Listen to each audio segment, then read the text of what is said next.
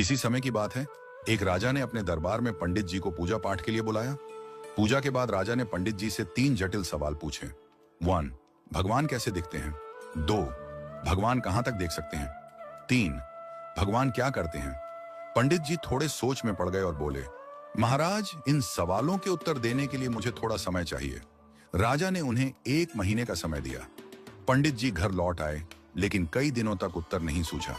उनकी परेशानी देखकर उनका बेटा बोला, पिताजी, आप क्यों चिंतित हैं? पंडित जी ने उसे राजा के सवालों के बारे में बताया। बेटे ने आत्मविश्वास से कहा, पिताजी, आप चिंता न करें, मैं इन सवालों का उत्तर दूंगा। अगले दिन दोनों राजा के दरबार में पहुंचे। राजा ने पंडित जी से पूछा, पंडित जी, आपने मेरे सवालों के जवाब खोज लिए?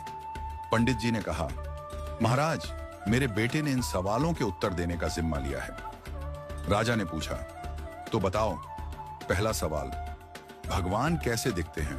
पंडित जी के बेटे ने मुस्कुराते हुए कहा, महाराज, कृपया एक कटोरी दूध मंगवाइए। दूध लाया गया। लड़के ने उसमें अपनी उंगली डालकर घुमाना शुरू कर दिया। राजा ने चौंक कर पूछा, यह क्या कर रहे हो? लड़के ने शांत स्वर में कहा, महाराज, क्या आपको इस दूध में मक्खन दिख रहा है? राजा ने सिर हिलाया और कहा, नहीं। लड़के ने उत्तर दिया, मक्खन इस दूध में ही है, लेकिन उसे निकालने के लिए दही जमाकर मथना पड़ता है। ठीक वैसे ही भगवान हर जगह हैं, पर उन्हें देखने के लिए ध्यान, साधना और सेवा का मंथन करना पड़ता है। राजा ने मुस्कुराते हुए कहा, अच्छा उत्तर दिया। अब बताओ, भगवान कहां तक देख सकते हैं? पंडित जी के बेटे ने कहा, महाराज, कृपया एक दिया मंगवाइए और उसे जलाइए। दिया जलाया गया और उसकी रोशनी चारों ओर फैल गई। लड़के ने पूछा, इस दिए की रोशनी कहां तक जा रही है?